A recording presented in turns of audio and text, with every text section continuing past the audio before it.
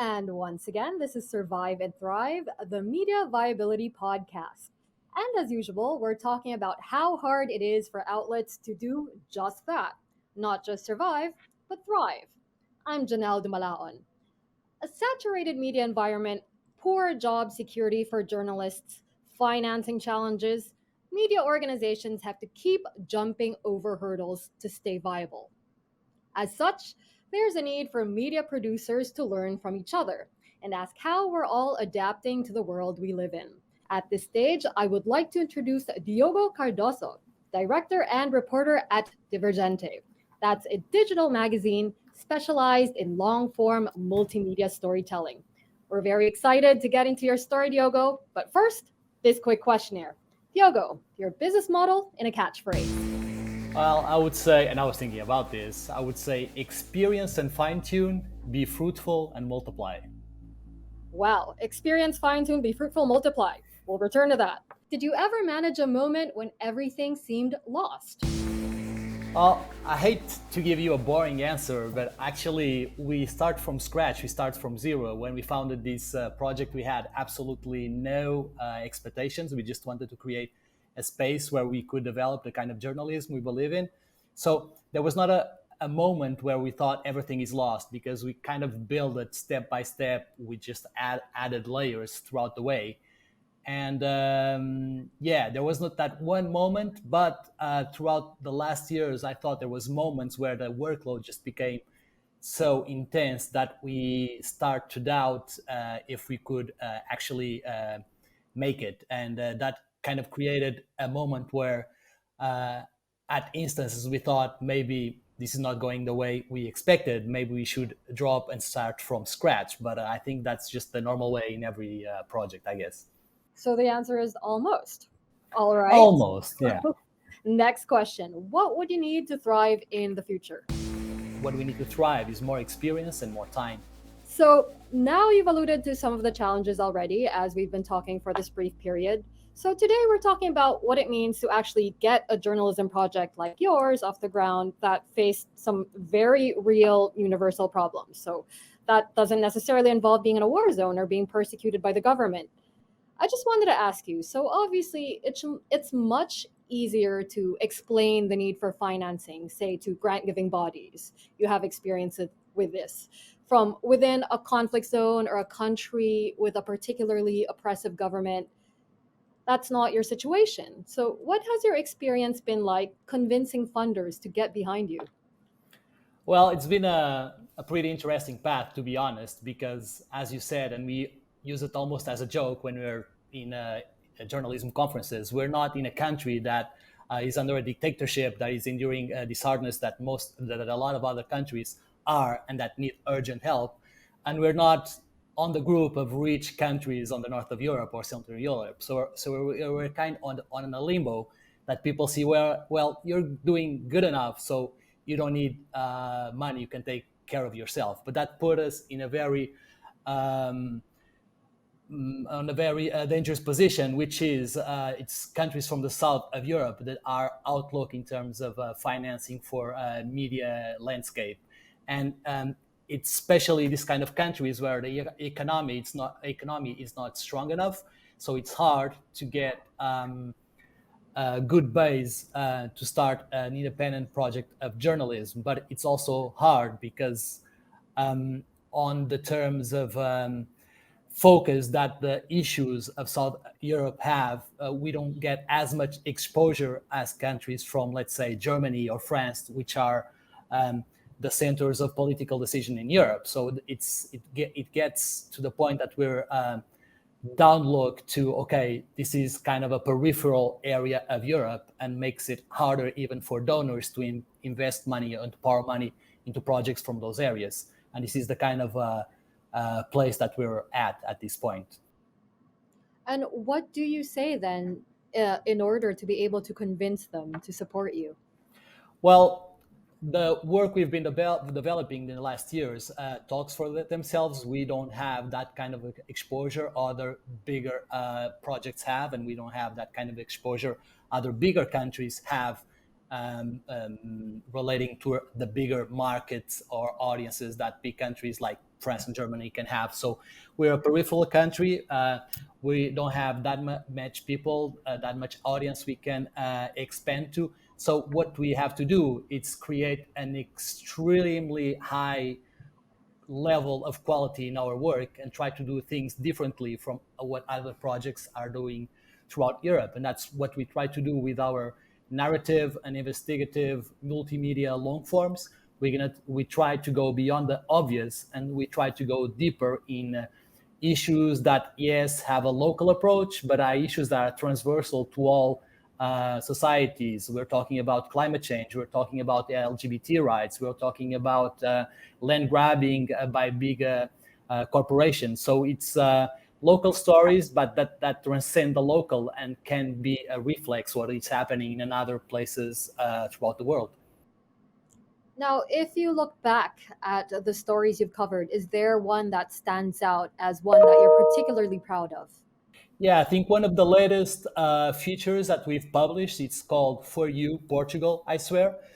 It's a story about the troops, the African troops who fought alongside Portugal in Africa while there was the colonial wars. So it's an history about abandonment. I think it kind of we can think about how the U.S. got out of the Afghanistan a few years back. It was kind of the same thing. Portugal folded back from Guinea-Bissau, one of the ex-colonies, and all the troops that fought alongside Portugal during that war, local troops, African troops, were left behind, and their citizenship was taken away, and their rights were taken away. And this is not a story from the past. This is a story from the present, because the survivors up until today fight to get their rights recognized. And the way I see it and why I think it's important this story has more impact, it's because we finally managed to break that boundary that we see in journalism, to take the journalism out of the newsroom. And we did a series of public presentations with these stories that involves civil society, that involve pressure groups that fight for the rights of these men. And it started a strong social debate, and it stirred mentalities towards this hidden part of history, of the Portuguese history. So using our stories to leverage change in society and to stir debate, that's exactly the goal that we have with our work. And in with this story in particular, it's a very fascinating story because obviously, in a way, it's the story of a world. It's a story of conflict. It's a story of colonization. It's the past and present together. Did you find that this particular story resonated with the audiences that you were trying to reach?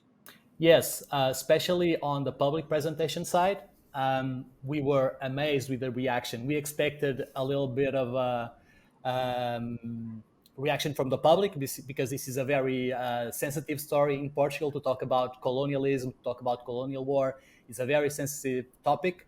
We are, like a lot of European countries, still very unprepared to look back at the past and reckon with our history. We see these movements a little bit around the world of discussing, for example, slavery or colonialism and historical reckoning and historic reparations.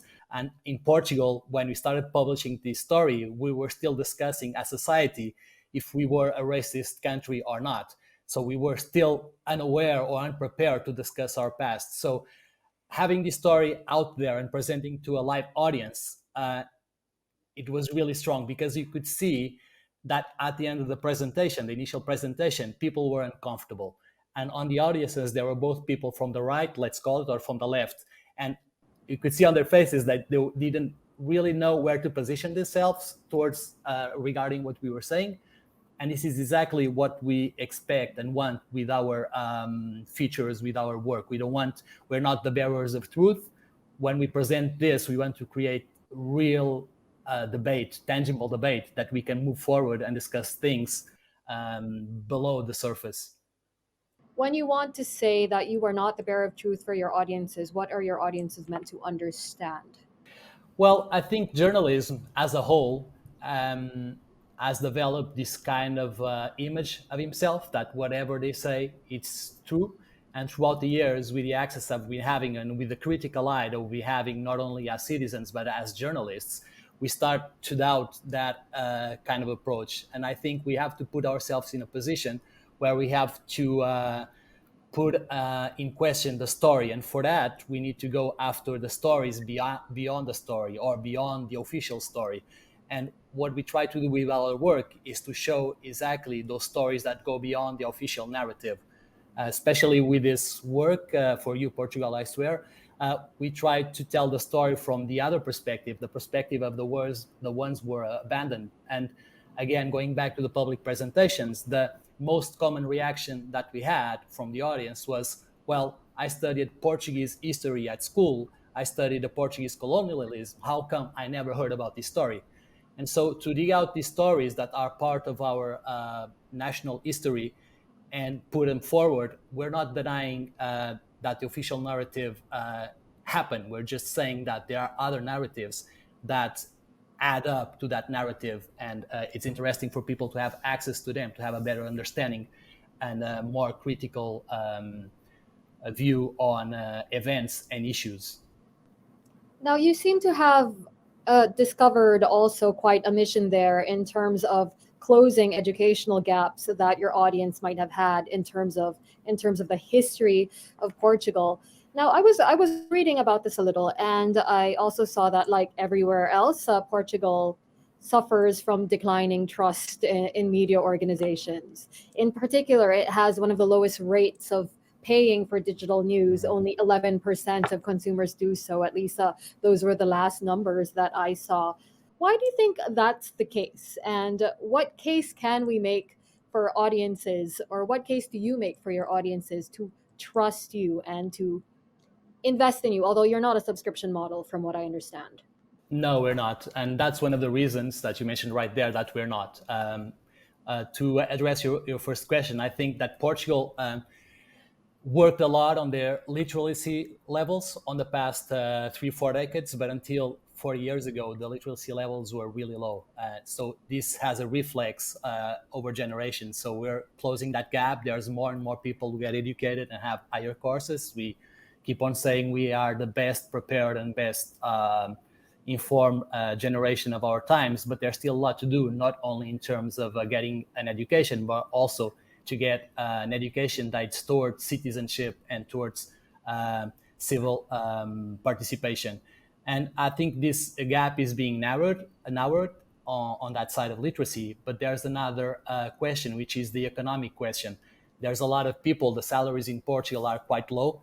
A medium salary in Portugal would be around 1,000 euros now per month right now. So people, even if they're interested in culture, in information, on books, on theaters, sometimes they just cannot afford it because cultural information has a cost. And there's not a lot of people, or there's not a big chunk of the population who can allow themselves to invest on that. But it's like hand to hand, and it's changing over time. Regarding our project, that was one of the reasons that we don't have a paywall. That was another reason. The other reason, we really believe that journalism has a role on society to inform people. And if we create a paywall, we're already creating another obstacle to the ones that I've mentioned before. So we believe that journalism should be open, and we should find ways of supporting these projects and financing journalism that go beyond subscription models or the community support, especially in countries like Portugal, that we are only 10 million people. Now, my next question was going to go deeper into the business model. You've alluded to it already somewhat, and earlier you said that it was about fine tuning and experiencing, also making sure that you capture your audience with the quality of your work and without putting extra obstacles like paywalls in their way. How did that process of coming to this model look like? Well, as I said on the beginning, we started as a two people project. Divergente didn't start as a project in itself. It started like a side project. We were both doing other stuff, and we wanted to create this space that we could create the kind of journalism we believed in. So it was quite organically, step by step.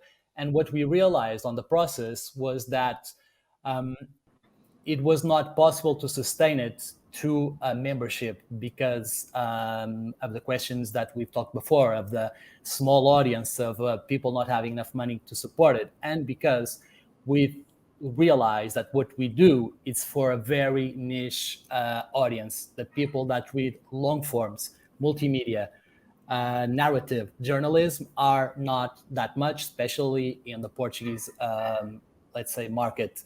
So we knew this was a niche model of work, so we need to diversify sources of revenue. And on the other hand, we always wanted what I was explaining before, that our work didn't stay within the newsroom walls, but would go beyond. So the public presentations became both a tool to expand our work to reach another audiences, but also a question of financial viability, because through these presentations, we gather more support and we gather more people around the project. What we are doing as well a lot, we're looking for partnerships with academia. What does this mean? This means that we try to partnership with universities, not only to help us to have a scientific approach to investigation, to journalistic investigation, so we can rely on the methodology, for example, of collating data, and that we can rely on the data. And on the other hand, to tap into a big asset academia have, which is a lot of PhD investigations about social issues, with a lot of big sets of data already collected and with stories that otherwise we wouldn't have access to. And that kind of partnerships also give us access to revenue, because the universities are also interested in promoting their stories, in promoting their investigations in a more journalistic way that can reach the audiences. So we're trying different solutions. As I said, a lot of experience, a lot of fine tuning. We organized a party last year. It was a big success for people who follow the project, and so we try to go both the institutional way and try different solutions that can give us enough viability on the future. So you mentioned the importance there of having multiple revenue sources, whether it's grants, whether it's partnerships with universities, whether it's events, as you said there. So, what have been some of the biggest learnings that you have had in terms of trying to find enough sources to be able to finance your operations? Well, one thing that we realized, and the biggest learning we had so far, um, especially on the Portuguese context, it's an independent journalism project in Portugal. It's very hard to um, be viable only relying on the community. So well, once you realize that, you kind of address, of course, you continue to communicate to the community because they're the ones reading your work, but you need to tap into other revenue sources that actually make it possible to continue to work.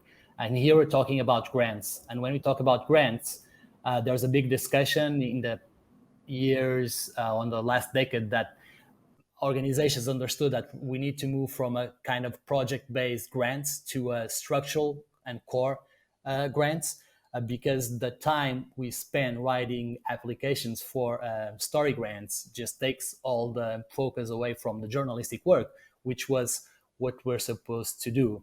So 3 years ago, we got this 3 years grant from Civitatis, which is a philanthropic institution that supports public interest journalism in Europe, and that helped us to start the. How can I say this in English? You know, when there's a snowball that rolls down the hill, we rolled that small ball on the top of the hill, and it gave us that push, and we managed to finally hire people, professionalize our newsroom, hire people for communication, hire people for grant seeking, and finally the ball started rolling. And so that side of looking for grants, it's nowadays it's one of our main sources of revenue, but we're trying to tap also into campaigns to kind of change laws and public support for not only for us, of course, but for public interest journalism. It's funny, just yesterday night there was this debate on the Portuguese TV on the main channel in prime time about is it worth to save journalism or not? And it's funny to see that the discussions changed a lot from a perspective of how do we make this business model work to how do we gather support and create grants that can support journalism, because I think it's pretty clear for everyone that publicity based models are dead. Click per pay per click models are killing journalism. So we need an intervention either from philanthropy or from the state. And here I stress the state and not the government for support of public interest journalism.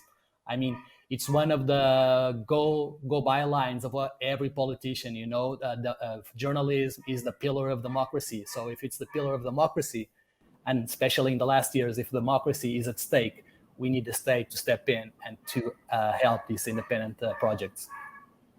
Operationally speaking, what to you is the difference between receiving help from state and receiving help from the government?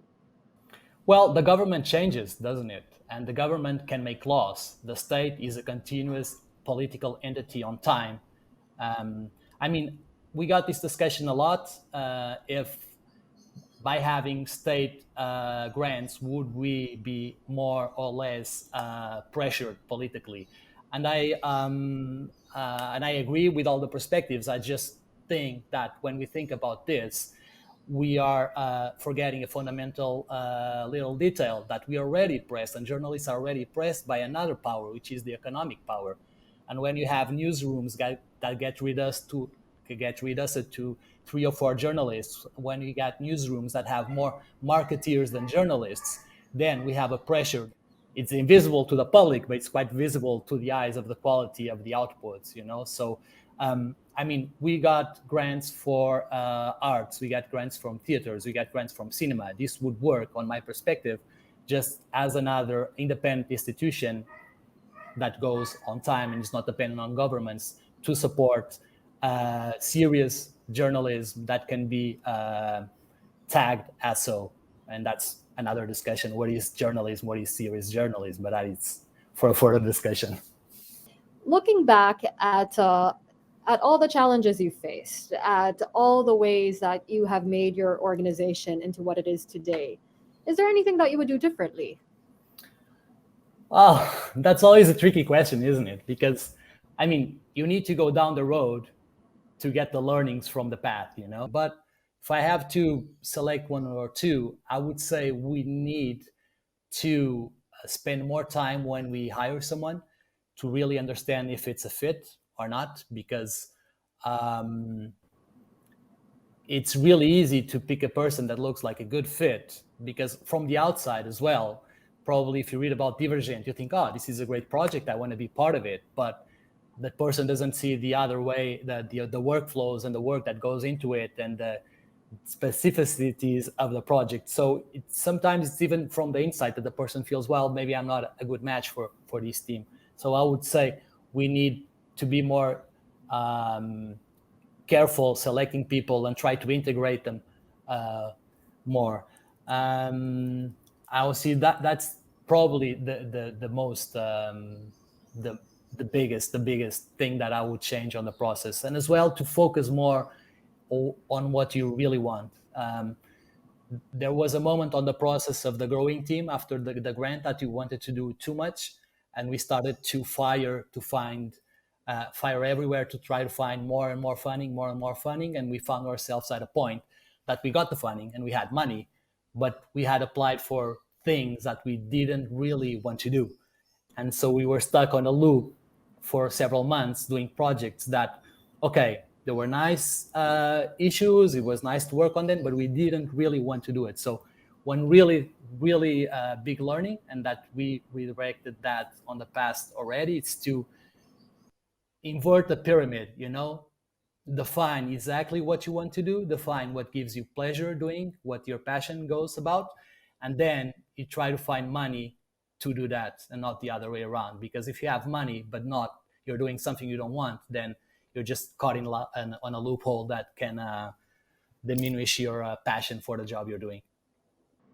Now, I'm not going to ask you which of those projects were the ones that you did not feel any particular love for, or which of the projects you didn't particularly want to do. It's probably not the best platform for that.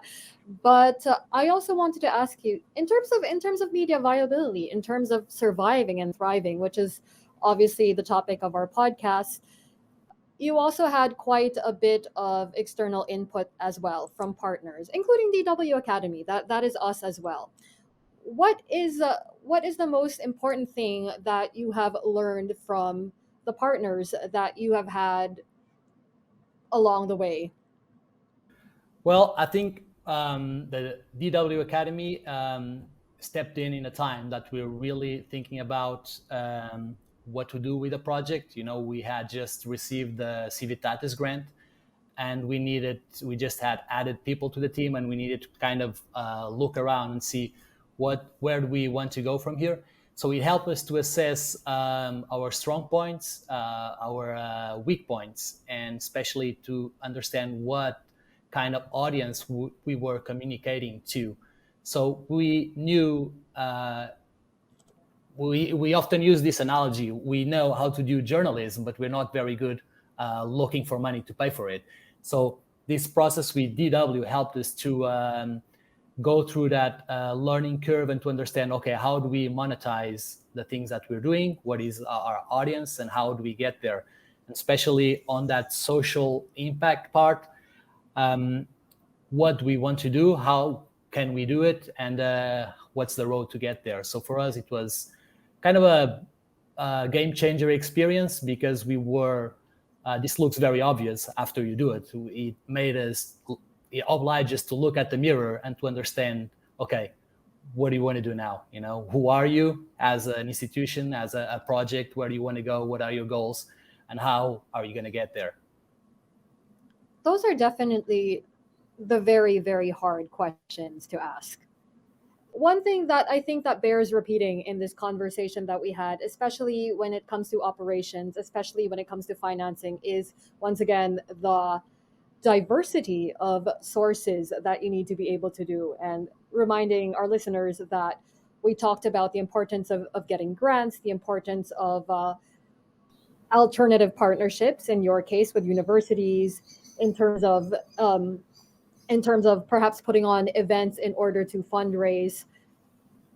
You are still learning, as you've said. What are your next challenges? How do they look like? Well, I think like the most immediate challenge, to be honest, it's to assure funding for next year. This is a very direct and very tangible goal, because our 3 years grant with Civitatis will be over by the end of this year. The main goal right now is to assure that funding, so the team keeps running like it is, and keeps producing the high level kind of journalism that we've been doing. I mean, we look back and we look at 2022, 2023, and we were, well, I don't have the numbers to prove that. Let's call it a Facebook affirmation, but I risk to say that we were one of the most awarded independent media projects in Europe last year, with especially with this feature for You Portugal. I swear we won 10 media prizes, most of the big ones in Portugal, and two really important ones internationally.